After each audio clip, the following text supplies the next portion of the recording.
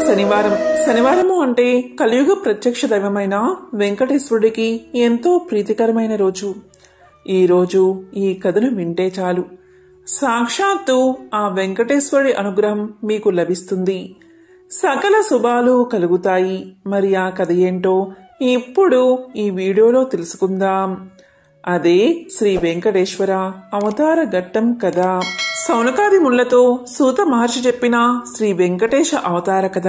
కలియుగం మొదలైనది. కలిదోష నివారణ కోసం మహర్షులందరూ నైమిసారణ్యంలో ఒక సత్రయాగం సంకల్పించారు. అయితే ఆ యజ్ఞ ఫలాన్ని ఎవరికి దారపోస్తే ప్రయోజనం కలుగుతుందని చర్చించారు. వారిలో భృగు మహర్షి యజ్ఞ ఫలానికి త్రిమూర్తులైన బ్రహ్మ విష్ణు శంకరులలో ఎవరు తగినవారో నేను పరీక్షించి వస్తా అన్నాడు. ఆయన మహా తపస్సాలి. ముళ్లంతా ఆమోదించారు. ఆయన ముందుగా వెళ్లి సత్యలోకం చేరుకున్నాడు. బ్రహ్మ అతడి రాకను గమనించక సరస్వతి వీణానాదంలో మునిగిపోయి ఉన్నాడు. దానితో భృగుకు కోపం వచ్చి, మహా తపస్సాలినైనా నన్ను అతిథిగా మన్నించలేకపోయావు. సృష్టికర్తనని అహంకరిస్తున్న నీకు భూలోకంలో ఎక్కడా పూజా పురస్కారాలు లేకుండా పోవుగా కాని శపించాడు. తరువాత కైలాసానికి వెళ్లాడు. అక్కడ పరమేశ్వరుడు పార్వతితో ఆనందనాట్యం చేస్తూ భృగురాకను గమనించలేదు.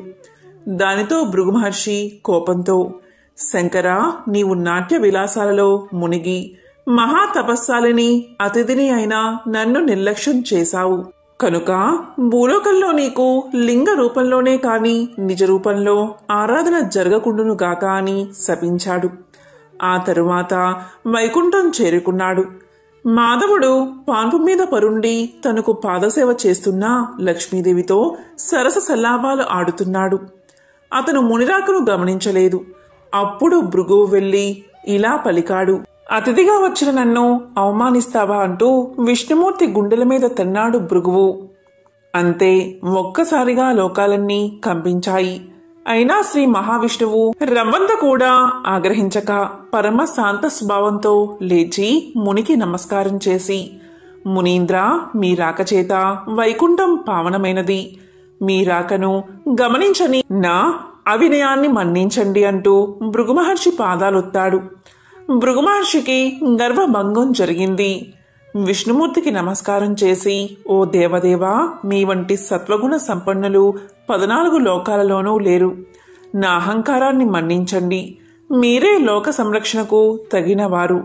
కాబట్టి భూలోకంలో కలి ప్రభావాన్ని నశింపచేసి ధర్మ సంరక్షణ చేసి ప్రజల కష్టాలను తీర్చడానికి తప్పకుండా అవతరించండి అని ప్రార్థించి తిరిగి భూలోకానికి వచ్చి మునులతో, త్రిమూర్తుల్లో పరమశాంతమూర్తి అయిన శ్రీమన్నారాయణుడే యజ్ఞ ఫలానికి అర్హుడు అని తేల్చి చెప్పాడు భృగువు. మునులందరూ సత్రయాగం చేసి ఆ ఫలాన్ని యజ్ఞ పురుషుడైన మహావిష్ణువుకే దారపోశారు. అక్కడ వైకుంఠంలో లక్ష్మీదేవికి కోపం వచ్చింది. శ్రీహరి వక్షస్థలమే తన నివాసం. ఆ నివాసాన్ని ఒక ముని కాలితో తన్నాడు.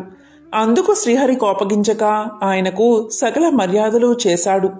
భక్తయే తన్ని గౌరవించలేదు అని అలిగి భూలోకానికి ప్రయాణమైనది లక్ష్మీదేవి.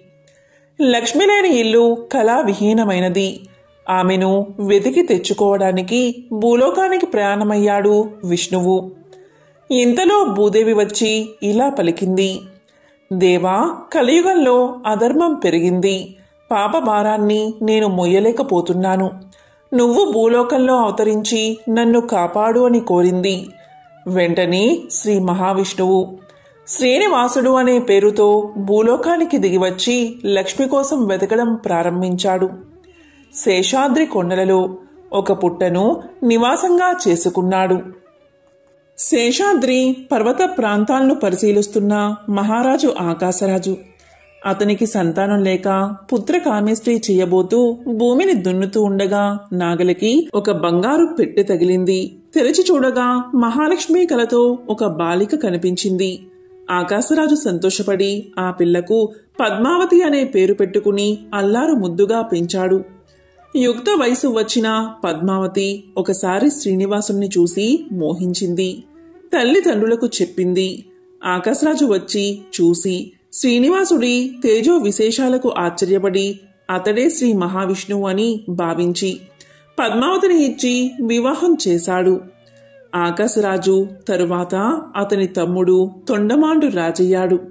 శ్రీనివాసుడు వెంకటేశ్వరుడు అనే నామంతో తిరుమల శిఖరాల మీద కలియుగాంతం వరకు నివసించాలని నిశ్చయించుకుని సాలగ్రామ శిలారూపుడై పద్మావతి భూదేవులతో నివసించసాగాడు. తొండమానుడు శ్రీ వెంకటేశ్వరుడికి ఆలయం నిర్మించాడు. ఆలయాన్ని నిర్మించాడు. తన్ని సేవించే భక్తులకు కల్పవృక్షం లాంటి వాడే శ్రీనివాసుడు ఇప్పటికీ భక్తులను సంరక్షిస్తూ అక్కడ నిలిచి ఉన్నాడు. సౌనకాది మహాములంతా సూతుడు చెప్పింది విని వెంకటాచలంపై వెలిసాక శ్రీనివాసుని అనుగ్రహం పొందిన వారెవరైనా ఉంటే వారి కథను వినిపించు అని సూతుడిని అడిగారు. అప్పుడు సూతుడు ఇలా చెప్పడం ప్రారంభించాడు. పూర్వకాలంలో బీబీ నాంచారమ్మ అనే ఆమె ఉండేది. ఆమె మాలిక్ కాఫీర్ అనే సేనాని కుమార్తె. ఆమె అసలు పేరు సురతాని.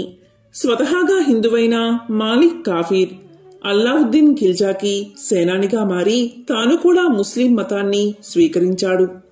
తన రాజ్యాన్ని విస్తరించే బాధ్యతను ఖిల్జీ మాలిక్ కాఫీర్ మీద ఉంచాడు. దాంతో మాలిక్ కాఫీర్ దక్షిణ భారతదేశం మీదకి విరుచుకుపడ్డాడు. తమ దండయాత్రలో భాగంగా మాలిక్ శ్రీరంగాన్ని చేరుకున్నాడు. అతను శ్రీరంగం చేరుకునేసరికి రంగనాథుని ఆలయం భక్తులు సమర్పించిన కానుకలతో దగదగలాడిపోతుంది. పంచలోహాలతో రూపొందించిన స్వామి యొక్క ఉత్సవమూర్తిని చూసిన కాఫీర్ కళ్ళు చెదిరిపోయాయి. అలాంటి విగ్రహాలను కరిగిస్తే ఎంత ధనం సమకూరుతుందో కదా అనుకున్నాడు లోపల. అలా తన దండయాత్రలో దోచుకున్న వందలాది విగ్రహాలలోకి రంగనాథుడి ఉత్సవ విగ్రహాన్ని కూడా చేర్చుకుని ఢిల్లీకి బయలుదేరాడు కాఫీర్. ఢిల్లీకి చేరుకున్న తర్వాత తాను దోచుకున్న సొత్తుని తన కుటుంబం ముందర గొప్పగా ప్రదర్శించాడు మాలిక్ కాఫీర్.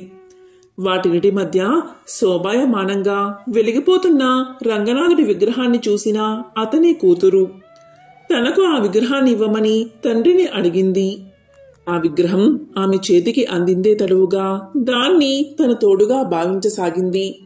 విగ్రహానికి అభిషేకం చేయడం, పట్టు వస్త్రాలతో అలంకరించడం, ఊయల ఊపడం అలా తనకు తెలియకుండానే ఒక ఉత్సవమూర్తికి చేసే కైంకర్యాలన్నిటినీ ఆ విగ్రహానికి అందించసాగింది. ఆ విగ్రహంతో ఒక్కో రోజు గడుస్తున్న కొద్దీ దానిమీదే సురతాని మనసు లగ్నం కాసాగింది.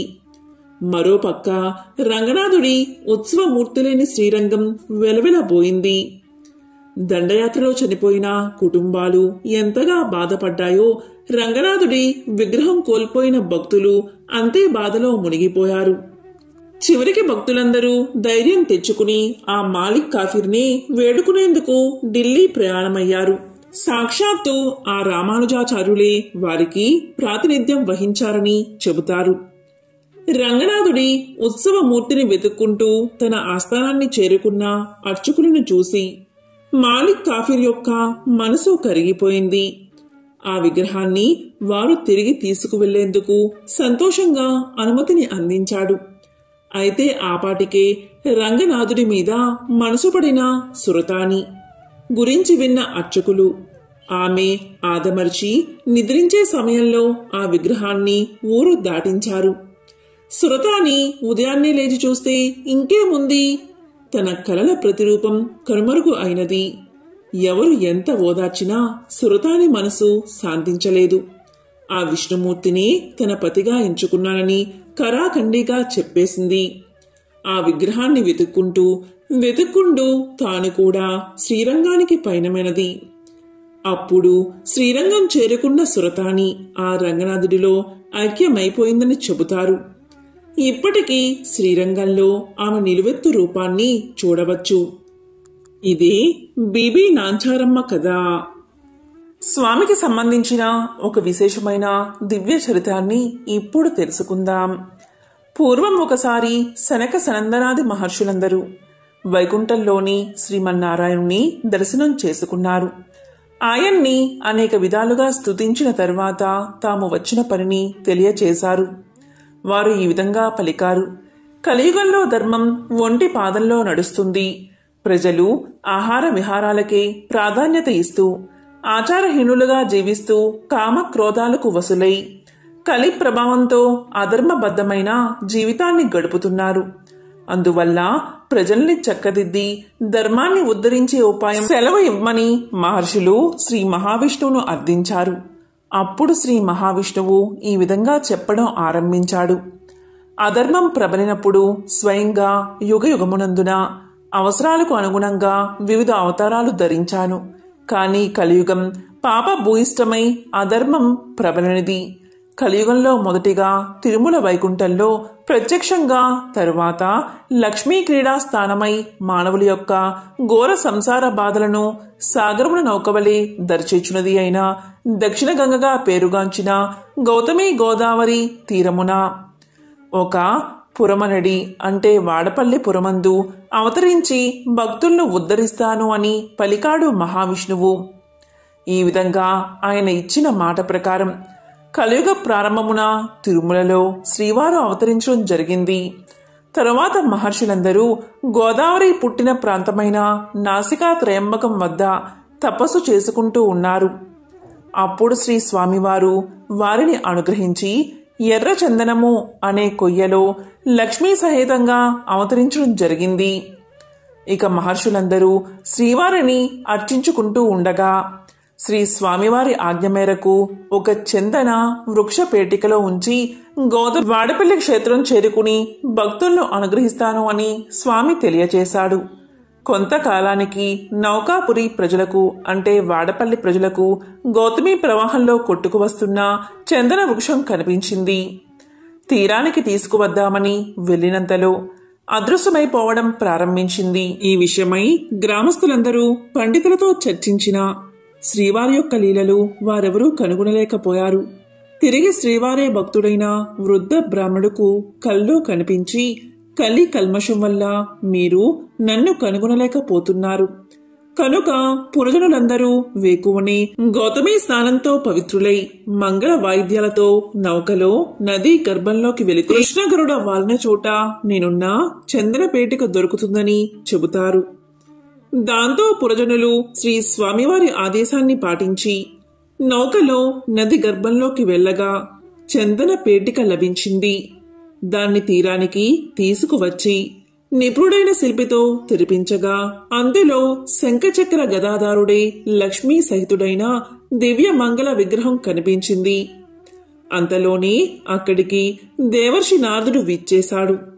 గతంలో మహర్షులు వైకుంఠానికి వెళ్లి ప్రజలకు ధర్మాన్ని ఉద్ధరించడానికి ఉపాయం చూడవలసిందిగా విష్ణువును ప్రార్థించడం, విష్ణువు నౌకాపురిలో అర్చావతారంగా వెలుస్తానని చెప్పడం మొదలైన విషయాలు నారదుడు పురజనులకు వివరించాడు. అందుకు నిదర్శనంగా శ్రీ స్వామివారు కటిహస్తానికి బదులుగా గదాధారుడై వెలుయుట జరిగినది. తరువాత సప్త ప్రాకారాలతో దేవాలయాన్ని కట్టింప చేశాడు. వేమంటే పాపాలను, కట అంటే పోగొట్టేవాడు కనుక స్వామికి వెంకటేశ్వరుడని నాలుడే స్వయంగా నామకరణం చేసి ప్రతిష్ఠింప చేశాడు. వాడపల్లి శ్రీ వెంకటేశ్వర స్వామి నిలువెత్తు రూపం చూడగానే మనస్సును ఆకట్టుకుని తిరుమలేశుని దర్శించిన అనుభూతి మనకు కలుగుతుంది. భారతదేశంలో అశేష భక్తజనం దర్శించే ఆరాధ్య దేవాలయాల్లో వాడపల్లి ఒకటి. వాడపల్లి తీర్థమనగా వాడవాడలా ఉత్సవమే, ఆ బాలగోపాలానికి ఆనందమే. ప్రతి ఏటా చైత్రశుద్ధ ఏకాదశి నాడు శ్రీ స్వామివారి తీర్థం కళ్యాణోత్సవం వైభవంగా జరుగుతాయి. తిరుపతి మహాక్షేత్రానికి సమీపంలో ఒక పల్లెలో భీముడు అనే ఒక కుమ్మరివాడు ఉండేవాడు. అతను పేదవాడు. కుండలను తయారు చేసి వాటిని అమ్ముకుని జీవనం సాగించేవాడు. అతనికి శ్రీనివాసుడిపై భక్తి ఎక్కువ. చిరకాలం దేవుణ్ణి పూజించాలి అని ఉన్నా కుటుంబ పరిస్థితిని బట్టి అతనికి అలాంటి అవకాశం ఉండేది కాదు.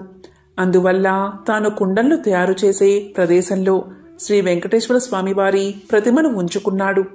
సారెపై కుండలను తయారు చేసేటప్పుడు తన చేతికి అంటిన మట్టిని పుష్పంగా చేసి భక్తితో స్వామివారి ప్రతిమ వద్ద ఉంచుతూ ఉండేవాడు. అది అతని నిత్య కృత్యంగా మారింది. ఆ ప్రాంతాన్ని పరిపాలిస్తున్న రాజు తొండమాండు కూడా శ్రీ వెంకటేశ్వర స్వామివారి యందు భక్తి కలిగి ఉండేవాడు. తొండమానుడు ప్రతిరోజు వెంకటాచలానికి పోయి స్వామివారిని బంగారు పూలతో అర్చించేవాడు. కొంతకాలానికి అతడిలో అహంకారం పెరిగింది. అతను పూజ చేయడానికి ఉద్యుక్తుడు అవుతూ ఉండగా తాను నిన్న పూజించిన బంగారు పూల స్థానంలో మట్టిపూలు స్వామివారి దగ్గర కనిపించాయి. కారణం అతనికి అర్థం కాలేదు.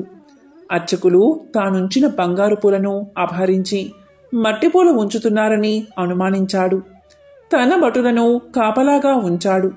రాజు ఎన్ని విధాలుగా ప్రయత్నం చేసినా బంగారు పూల స్థానంలో మట్టి పువ్వులే స్వామివారి దగ్గర ఉండేవి. దీంతో మహారాజుకు మానసిక వ్యధ పెరిగింది. చింతాపీడితుడైన అతనికి శ్రీ వెంకటేశ్వర స్వామి కల్లో కనిపించి ఇలా తెలియచేశాడు. రాజా, సమీప గ్రామంలో భీముడు అనే కుమ్మరి ఉన్నాడు.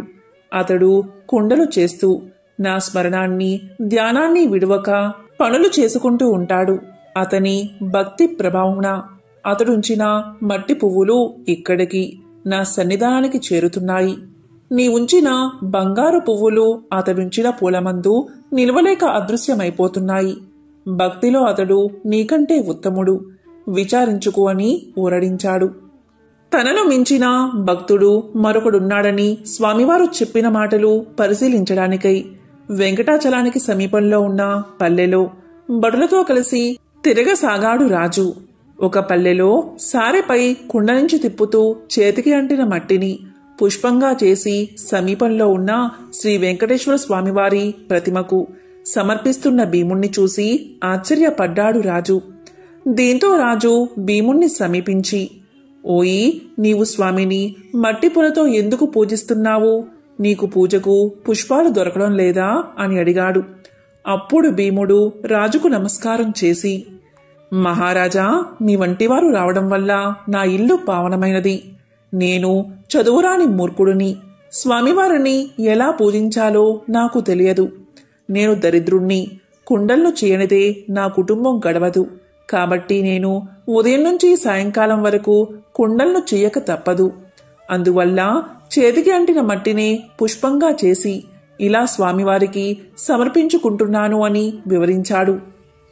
దీంతో కుమ్మరివాడి మాటలు విన్న రాజు మిక్కిలి ఆశ్చర్యపడ్డాడు. కుమ్మరివాడి భక్తికి మెచ్చి అతనికి నమస్కారం చేసి తన రాజ్యానికి వెళ్లిపోయాడు. ఆ తరువాత కొంతకాలానికి భీముడు సశరీరంగా వైకుంఠానికి చేరుకున్నాడు. శ్రీ వెంకటేశ్వర స్వామి భీముడి భక్తికి మెచ్చి, ఇక నుండి నా ఉదయం ప్రసాదం మట్టి పాత్రలోనే నివేదించాలని తొండమాను మహారాజుకు కల్లో కనిపించి చెప్పాడు. ఈనాటికి స్వామివారి సన్నిధిలో ఈ ఆచారాన్ని పాటిస్తూ ఓడు అనే ప్రసాదాన్ని మట్టి కుండలతోని నివేదన చేసి ఆరాధిస్తూ ఉన్నారు. ఇక తొండమానుడు శ్రద్ధాభక్తులతో శ్రీ వెంకటేశ్వర స్వామిని అర్చిస్తూ నిత్యోత్సవాలు, రథోత్సవాలు, సమారాధనలు మున్నగు వాటిని జరిపిస్తూ మరుజన్మలో విష్ణు లోకానికి చేరుకున్నాడు. ఒకసారి శనేశ్వరుడికి మానవులు ఎవరూ తన్ని భక్తితో సేవించడం లేదని, భయంతో మాత్రమే పూజిస్తున్నారనే విచారం కలిగింది. అప్పుడు శనేశ్వరుడు శ్రీ వెంకటేశ్వరుడికి తపస్సు చేయగా ఆయన సాక్షాత్కరించారు. అప్పుడు శనేశ్వరుడు ఇలా పలికాడు, స్వామి, నా పేరు వింటేనే ప్రజలు భయపడిపోతున్నారు. ఆ భయం పోవడానికి ఇక నుంచి నాకు ప్రీతైన శనివారం నాడు నన్ను ధ్యానించి ఆరాధించి ఆ పైన నిన్ను పూజించిన వారికి సర్వదేవతల్లో పూజించిన ఫలం ఆ ఒక్క రోజులోనే రావాలి అని కోరాడు. అందుకు స్వామివారు చిరునవ్వు నవ్వి, నీ కోరిక సమంజసంగానే ఉంది. అసలు నీకు నాకు భేదమేముంది? 6 వారాలు దాటాక 7వ వారము అంటే ఇష్టపడతావు. నేను 6 కొండలు దాటాక 7వ కొండ మీద ఉంటాను. నువ్వు నీలవర్ణుడివి, నేను ఆ నీలవర్ణుడిని. నువ్వు సప్తమ గ్రహానివి, నేను సప్త గిరీషుడిని. సామాన్య మానవులకు ఈ విశేష విషయాలు తెలియక నువ్వంటే భయపడుతున్నారు. నిన్ను నన్ను వేరుగా చూస్తున్నారు. నువ్వు కోరిన వరాన్ని అనుగ్రహిస్తున్నాను. ఏ భక్తులు 7 శనివారాల పాటు నిన్ను ముందు పూజించి ఆ తరువాత నన్ను పూజిస్తూ సప్త శనివార మహావ్రతంగా ఆచరిస్తారు, వారు సమస్త శనిదోషాల నుంచి విముక్తులై సౌఖ్యాన్ని పొందుతారు. ఆయురారోగ్యాది సకల శ్రేయస్సులను పొందుతారు. ఇందులో సందేహం ఏదీ లేదు అంటూ వరాన్ని ప్రసాదించాడు శ్రీనివాసుడు. సౌనకాది మహామునులంతా సూతుడు చెప్పింది విని చాలా ఆనందించి ఈ సప్త శనివార వ్రతాన్ని ఆచరించి శ్రీనివాసుడి అనుగ్రహం పొందిన వారింకెవరైనా ఉన్నారా, ఆ కథలను వినిపించండి అని కోరారు. అప్పుడు సూతుడు ఇలా చెప్పడం ప్రారంభించాడు. పూర్వకాలం కాంచీపురంలో దేవదత్తుడు అని బ్రాహ్మణుడు ఉండేవాడు. అతను వేదాంగ పారంగతుడు. అతని భార్య మాలిని. వారిద్దరూ అతిథుల్ని ఆరాధిస్తూ గృహస్థ ధర్మాలను పాటిస్తూ ఉండేవారు. వారికి శ్రీ వెంకటేశ్వర స్వామి ఇలవేలుపు. ఒకనాడు వారింటికి కాశీయాత్ర చేసి వచ్చిన ఒక బ్రాహ్మణోత్తముడు వచ్చాడు. ఆ దేవదత్త దంపతులు ఆయన్ని సాక్షాత్తు వెంకటేశ్వర స్వామిగా భావించి అతిథి మర్యాదలు చేశారు. భోజనం తర్వాత ఆ బ్రాహ్మణుడు వారి జాతకాలు పరిశీలించి ఇలా పలికాడు. జాతకం ప్రకారంగా దేవదత్తుడికి శనిదోషం వల్ల అపమృత్యువు కలిగే సూచనలు కనబడుతున్నాయి. ఆ అపమృత్యు దోష పరిహారం కోసం సప్త శనివార వ్రతం చేసి అటు శనేశ్వరుణ్ణి ఇటు శ్రీ వెంకటేశ్వర స్వామిని భక్తిగా ఆరాధించవలసిందని చెప్పాడు బ్రాహ్మణుడు. ఇంకా ఇలా పలికాడు. అమ్మా, నీవు శ్రద్ధ వహించి నీ భర్తను కూడా సప్త శనివార వ్రతం చేయడానికి ప్రోత్సహించి నీ సౌభాగ్యాన్ని నిలుపుకోవాలి సుమా అని హెచ్చరించాడు. సప్త శనివార వ్రత విధానాన్ని బోధించాడు. దాంతో దేవదత్తుడు ఆ శనివారం బ్రాహ్మీ ముహూర్తంలోనే లేచి స్నాన ధ్యానాదులు నిర్వర్తించి ఇంటిలో ఈశాన్య భాగంలో పూజాపీఠం పెట్టి మండపం వేసి వెంకటేశ్వర స్వామి యొక్క చిత్రపటం పెట్టి నైవేద్యానికి కొబ్బరికాయలు, అరటిపళ్ళు, నల్ల ద్రాక్ష పళ్ళు, 7 చిమ్మిలి ఉండలు సిద్ధం చేసుకుని ఉదయం పూజ చేసి ఒక బ్రాహ్మణుణ్ణి పిలిచి ఆయనకు భోజనం పెట్టి ఆ పైన వారు భోజనం చేసి మొదటి రోజు వ్రతం యథావిధిగా నిర్వర్తించారు. ఆ విధంగా వరుసగా వారు 7 శనివారాల పాటు వ్రతాన్ని భక్తి శ్రద్ధలతో కొనసాగించారు. 7వ శనివారం వ్రత పరిసమాప్తి చేసి భోజనం చేసి కొంతసేపు శ్రీ వెంకటేశ్వర స్వామి యొక్క మహిమలు స్మరించుకుంటూ నిద్రించారు. ఆ దంపతుల భక్తి శ్రద్ధలకు, పూజా విశేషాలకు ప్రసన్నుడై శ్రీ వెంకటేశ్వర స్వామి మాలినీదేవికి స్వప్నంలో సాక్షాత్కరించి, ఓ పరమసాధ్వి, మీ దంపతులిద్దరూ శ్రద్ధా భక్తులతో చేసిన సప్త శనివార వ్రతానికి నాకు చాలా సంతోషం కలిగింది. ఆ వ్రత ప్రభావం వల్ల నీ భర్తకు శనైశ్చర దోషం, అపమృత్యు భయం కూడా తొలగిపోయాయి. అతనికి రాబోయే జన్మలోని ఆయుర్దాయాన్ని ఈ జన్మలోకి తీసుకువచ్చి ఇతన్ని పూర్ణ ఆయుర్దాయం కలవాన్ని చేశాను. మీరిద్దరూ సుఖశాంతులతో ఆనందంగా 100 ఏళ్లు జీవించి ధర్మార్థ కామ మోక్షాలు అనే 4 పురుషార్థాలు సాధించుకుంటూ మీ మానవ జన్మను సార్థకం చేసుకోండి అని దీవించి అదృశ్యమయ్యాడు. వెంటనే ఆమె లేచి భర్తను లేపి తన స్వప్న వృత్తాంతాన్ని వినిపించింది. ఆయన కూడా సంతోషించి భార్యను అభినందించాడు. ఒక శుభముహూర్తాన ఆ దంపతులిద్దరూ శ్రీ వెంకటేశ్వర స్వామి దర్శనార్థమై తిరుపతి కొండకు వెళ్లి మొక్కులు తీర్చుకుని ఆ స్వామిని మనసారా స్తుతించి ప్రసాదాన్ని స్వీకరించి తిరిగి చేరుకున్నారు. ఇంటికి వచ్చాక బ్రాహ్మణులు పిలిచి అన్న సంతర్పణ చేసి బ్రాహ్మణ ఆశీర్వాదాలు పొందారు. జీవితాంతం వరకు యథాశక్తిగా శ్రీ వెంకటేశ్వర స్వామిని సేవిస్తూ చివరికి శ్రీ స్వామి సాన్నిధ్యాన్ని పొందారు. హలో శ్రీ వెంకటనాయక అని పెద్దల సూక్తి. కలియుగంలో శ్రీ వెంకటేశ్వర స్వామిని మించిన ఆరాధ్య దైవం లేడు. శ్రద్ధాభక్తులతో ఆయన్ని ఆరాధించిన వారికి శనిదోషాలు తొలగి శ్రీ స్వామి అనుగ్రహం కలుగుతుంది అని సూతుడు సౌనకాది మహాముళ్లకు వినిపించాడు. తిరుమలేశుడికి తల నీలాలు ఎందుకు సమర్పిస్తారు? ధర్మశాస్త్రాల ప్రకారం మనం చేసే సర్వకర్మల పాపఫలం మన వెంట్రుకలకు చేరుతుంది. దానివల్ల అవి పాపాలకు నిలయంగా మారతాయి. కాబట్టి మన పాపాలను వదిలించుకోవాలి అంటే వాటిని తమలో నింపుకున్న వెంట్రుకలను తీసేయాలి. ఆ పని దేవుడి సన్నిధిలో జరిగితేనే మనం సంపూర్ణంగా పరిశుద్ధులం అవుతాం. ఈ ఉద్దేశంతోనే తల నీలాలు సమర్పించే ఆచారం మొదలైంది.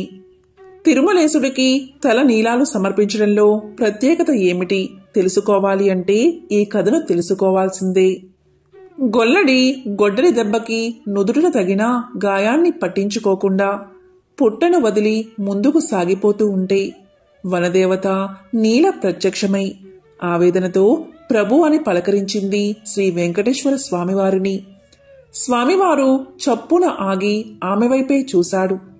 ప్రభు, దేవాది దేవులైన తమకా ఈ అవస్థ, సర్వ జగద్రక్షకులైన తమకా ఈ దుస్థితి అంటూ నీల కన్నీరు కారుస్తూ స్వామివారిని పక్కనే ఉన్న శిలపై ఆసీనులు చేసి శ్రీనివాసుడి తలపై తగిలిన గాయాన్ని తన పమిట చెంగుతో తుడుస్తూ, మీకింత హాని తలపెట్టిన ఆ యాదవుడికి ప్రథమ దర్శన భాగ్యం వరాన్ని వంశపారపర్యంగా అనుగ్రహించిన ఔదార్యమూర్తులు మీరు. ఈ పరిస్థితుల్లో ఎక్కడికి వెళ్తారు ప్రభు అడిగింది బాధగా. దాంతో స్వామివారు మందహాసం చేశారు. నీల తానే వనదేవత కనుక స్వామివారి గాయానికి పసరు మందు పూసి ఆకువేసి కట్టబోతూ స్వామివారి నుదుటివైపు పరిశీలనగా చూసింది. స్వామివారి శిరస్సు పైభాగం తగిలిన చోట శిరోజాలు రాలిపోయాయి. అప్పుడు నీల బాధతో నొచ్చుకుంటూ ఏమాత్రం సంకోచించకుండా తన నల్లటి శిరోజాలను తీసి స్వామివారి శిరస్సుపైన అతికించి అప్పుడు తన పమిట కొంగు స్వామివారి గాయానికి కట్టు కట్టింది. అప్పుడు స్వామివారు ఇలా పలికారు, నీలా, స్త్రీలకి శిరోజాలే అలంకారం. నీ అలంకార శోభని నా కోసం త్యాగం చేశావా అని అడిగారు స్వామివారు. అప్పుడు నీల ఇలా సమాధానం చెప్పింది. ఒక చిరునవ్వు నవ్వి, నన్ను సృష్టించింది మీరే, నా సర్వస్వం మీరే. పున్నమి చంద్రుడి వంటి మీ అందమైన ముఖంపైన వెలితి కనిపిస్తే సహించగలనా ప్రభు? మీ సేవ కంటే అందం, అలంకారం ఎక్కువనా అంది నీల. ఆమె భక్తికి, ఔదార్యానికి స్వామివారు మెచ్చుకుని ఇలా పలికారు, నీలా, నీకొక వరాన్ని అనుగ్రహిస్తున్నాను. నా దర్శనం కోసం వచ్చి మొక్కుబడిగా నా భక్తులు సమర్పించుకునే తల నీలాలు ఈ కలియుగాంతం వరకు నీకే చెందుతాయి. భక్తులు సమర్పించే వారి తల నీలాలు పుణ్యఫలంతో తిరిగి నీ శిరస్సుపై సరికొత్త నీలాలు మొలుస్తాయి. నీ ఔదార్యానికి, సేవానిరతికి గుర్తుగా నీలాద్రి అన్న పేరుతో ఈ తిరుమల ప్రసిద్ధమవుతుంది అని అనుగ్రహించాడు శ్రీవారు. అప్పుడు నీల చేతులు జోడించి భక్తితో ధన్యురాలి ప్రభు అని పలికింది. ఈ కారణం చేతనే తిరుమలేశుడికి తల నీలాలు సమర్పిస్తారు. పూర్వకాలంలో కౌమార దేశంలో మిత్రుడు అనే చాకలి ఉండేవాడు. అతడు తన కులవృత్తిని నిర్వర్తిస్తూ వీలున్నంతలో దాన ధర్మాలు చేస్తూ ధర్మపరంగా జీవనం సాగిస్తూ ఉండేవాడు. కాని అతడి దిగులంతా అతనికి ఉన్న అవిటితనమే. కాలు ఔటిది కావడం చేత ఉతికిన బట్టలను మూటలు కట్టి ఇంటింటికి తిరిగి ఇవ్వడం చాలా కష్టంగా ఉండేది. దానికి తోడు గంపెడు సంసారం. కష్టపడకపోతే పూట గడవదు. ఎల్లప్పుడూ ఆ శ్రీనివాసుణ్ణి ప్రార్థిస్తూ ఉండేవాడు. ఏదో ఒక రోజున ఆ స్వామి తన్ను కరుణిస్తాడన్న నమ్మకంతో జీవనం సాగిస్తూ ఉండేవాడు. భక్తజన సులభుడైన శ్రీమన్నారాయణుడు ఇదంతా గమనిస్తూనే ఉన్నాడు. ఎవరికైనా వారి పూర్వజన్మ కర్మ నివృత్తి అయ్యే సమయానికి శ్రీనివాసుడే ఏదో రూపంలో వచ్చి తన భక్తులను తప్పక ఆదుకుంటాడు. ఒకరోజు సాయంకాలం నాడు రోజులాగే మిత్రుడు చాకిరేవి నుంచి బట్టలు మూట పట్టణానికి రొప్పుతూ తిరిగి వస్తున్నాడు. ఇంతలో మార్గమధ్యలో వాడికి ఒక ముసలి బ్రాహ్మణుడు తారసిల్లాడు. సహజంగా భక్తి శ్రద్ధలు కలవాడు అవడం చేత మిత్రుడు భుజం మీద మూటను కింద పెట్టి ఆ బ్రాహ్మణుడికి నమస్కారం చేశాడు. అంతటా ఆ విప్రోత్తముడు ఇలా పలికాడు, నాయనా, ఈ అవటికాలితో ఎంతో బాధపడుతున్నావు. నీ బాధ చూడ్డానికే నాకు కష్టంగా ఉంది. నువ్వెంత కష్టపడుతున్నావో కదా అని అన్నాడు. అప్పుడు మిత్రుడు ఇలా పలికాడు, స్వామి, మీరెవరో మహానుభావుల్లాగా ఉన్నారు. గంపెడు సంసార భారం చేత నాకీ పని తప్పడం లేదు. ఈ అవటితనం పోయే మార్గం ఏదైనా ఉంటే సెలవు ఇవ్వండి అని విన్నవించుకున్నాడు. అప్పుడు ఆ ముసలి బ్రాహ్మణుడు, నాయనా, తప్పక చెబుతాను. సావధానంగా విను. నీ అవటితనం పోవడమే కాదు, నీకు అష్టైశ్వర్యాలు కలిగే వ్రతం ఒకటి చెబుతాను. ఈ వ్రతాన్ని ఆచరించిన మరుక్షణమే నీకు 1000 వరహాలు లభిస్తాయి. అయితే ఒక షరతు, అందులో సగం నాకు సమర్పించాలి. రేపు మళ్ళీ ఇదే సమయానికి ఇక్కడికి వస్తాను అని చెప్పాడు. అప్పుడు మిత్రుడు ఇలా పలికాడు, స్వామి, ఇంతకు మించిన మహాభాగ్యం నాకు ఏముంటుంది? ఆ వ్రతమేదో ఈరోజే ఆచరిస్తాను, సెలవు ఇవ్వండి అని ప్రార్థించగా ఆ బ్రాహ్మణుడు శ్రీ వెంకటేశ్వర వ్రతకల్పాన్ని వివరంగా చెప్పాడు. దీంతో మిత్రుడు రెట్టించిన ఉత్సాహంతో ఇంటికి వచ్చి ఈ విషయమంతా భార్యకు చెప్పి ఇరుగు పొరుగుల వారిని ఆహ్వానించి శ్రీ వెంకటేశ్వర వ్రతాన్ని ఆచరించి తీర్థప్రసాదాలు తాను స్వీకరించి వచ్చిన వారందరికీ పంచాడు. ఇంతలో ఇంటి బయట ఏదో కోలాహలం వినబడింది. మిత్రుడి కుమారుడు బయట నుంచి ఇంట్లోకి పరుగు పరుగున వచ్చి, అయ్యా, రాజభటులు నీకోసం వచ్చారు. రాజుగారు నీకు కట్న కానుకలు పంపించారట అని పలికాడు. ఇంతలో రాజభటులు వచ్చి మిత్రుణ్ణి రాజుగారి ఆస్థానంలో చాకలిగా నియమించారని 1000 వరహాలు బహుమానంగా పంపారని చెప్పి మిత్రుడి చేతిలో 1000 వరహాల మూట పెట్టారు. ఒక వారం లోపల వచ్చి రాజుగారి కొలువులో చేరవలసిందని చెప్పారు. దీంతో మిత్రుడి ఆనందానికి అవధుల్లేవు. వారం దాకా ఎందుకు, రేపే వెళ్ళాలి అని మూటాముళ్లే సర్దుకుని మరుసటి రోజు తెల్లవారుజామునే ప్రయాణమయ్యాడు. ఈ ఆనందంలో ఆ ముసలి బ్రాహ్మణుడి సంగతే మరిచిపోయాడు. దారి మధ్యలో గుర్తుకు రాగా 1 నెల తర్వాత కలవవచ్చులే అనుకున్నాడు.